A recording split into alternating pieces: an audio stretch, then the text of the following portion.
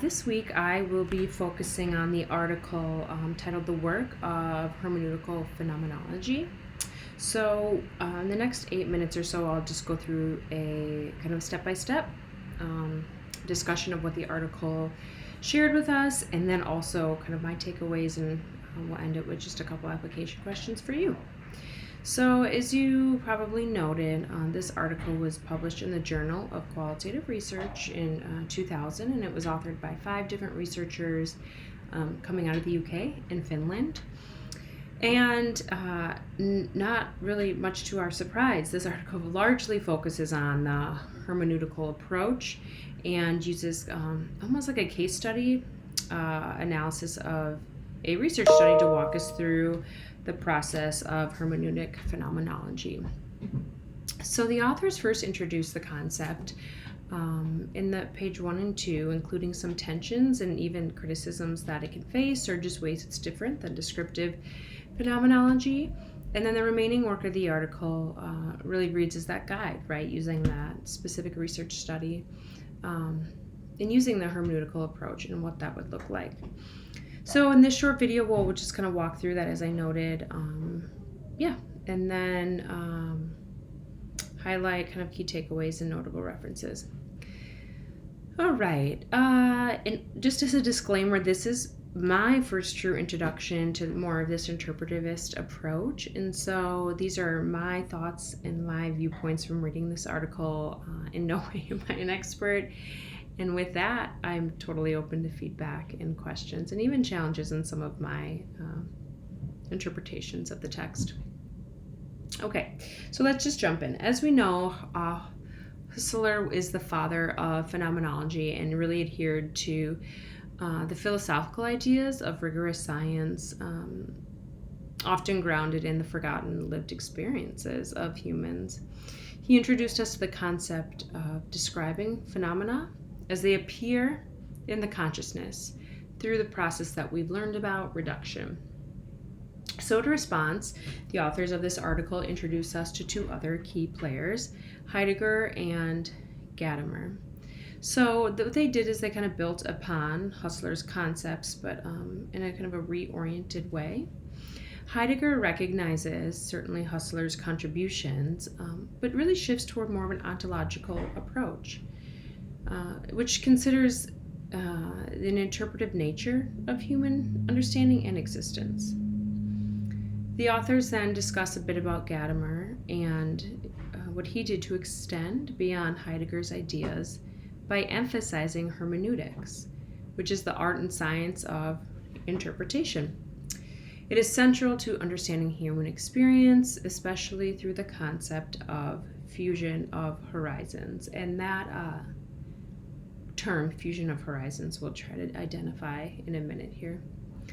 So amidst these approaches, the authors do also just discuss the controversies and questions throughout the introductory pages. Some of these core debates they touch on include the tensions between descriptive and interpretive approaches, orange juice, the role of phenomenological reduction, and the level of philosophical understandings as required by the researcher. And then, of course, the questions around the essence of phenomenology, its methodologies, and its standing as a rigorous science are also discussed. They highlight ongoing discussions about whether phenomenology should lean more toward Husserl's perspective, being a descriptive vision, or embracing more of a hermeneutical interpretive framework. Ultimately, as we know, the authors advocate for more of that hermeneutic phenomenology, using it as a method that combines the philosophical kind of background and then the systematic application, still aiming to explore lived experiences, but from an ontological perspective.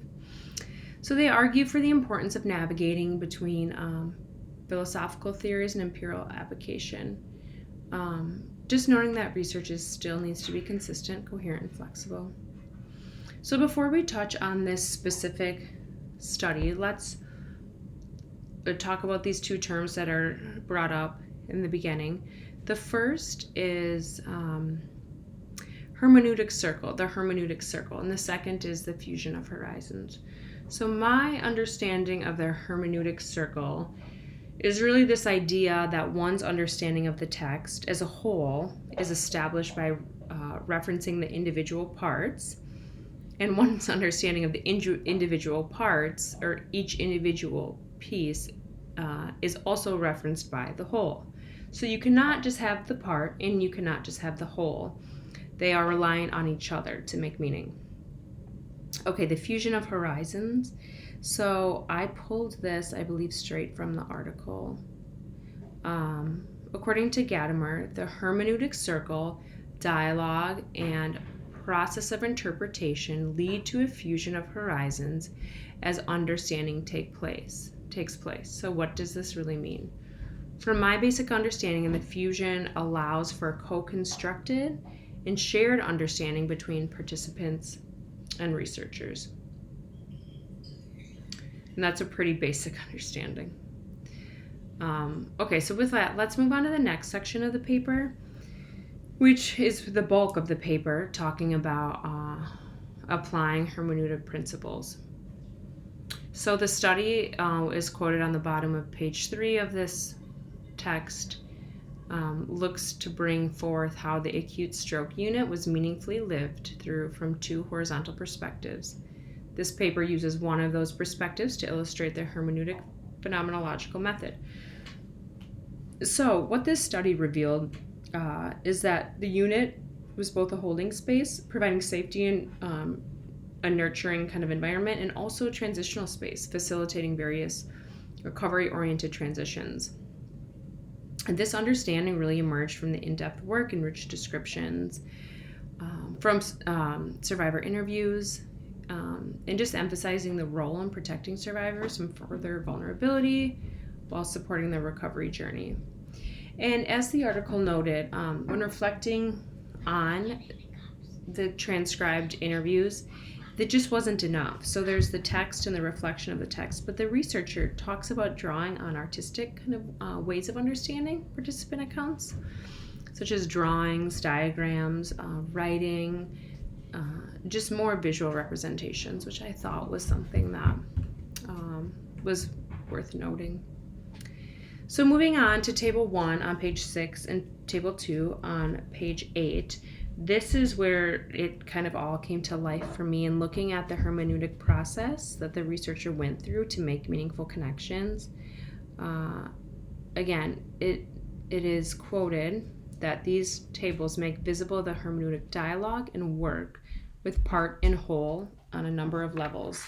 For example, the word within a sentence, the extract in the complete text, the text within the complete over in this single episode within the complete life of a person. And then the final column kind of chronicles the play of understanding and meaning, and just how that unfolded, and also the fusion of horizon that occurred. So for me, these tables really, I was like, okay, this is what kind of more of that hermeneutical approach is. Pink. And then also, let's just note figure 10. Pink. Yeah. So figure 1 on page 10 was also super, green. The green on the end. Sorry, I lost my train of thought. So on figure 1 on page 10, it was also helpful to see a visual of the representation of the parts and the whole. It made the concepts way more clear for me. And that's really honestly what I took away from this piece, is that hermeneutic phenomenology means working with part and whole in a cyclical, open and kind of interrogative and interpretive way. So understanding each person's meaningful experience also happens while understanding the unified experience of the collective whole. In the last 30 seconds, what I think I'd like to do is just leave you with 2 questions. The first, I don't really have an answer to, but it got me thinking. What I'm gathering is that this type of interpretive approach requires just a greater role of the researcher than descriptive. And so then how do we account for researcher bias and historical and cultural backgrounds so as to not play a damaging role in the research? And then the second, she's with her friend. The second question I would leave is, where do you see this approach, this hermeneutical approach working, or where would you see to be relevant in your research interests?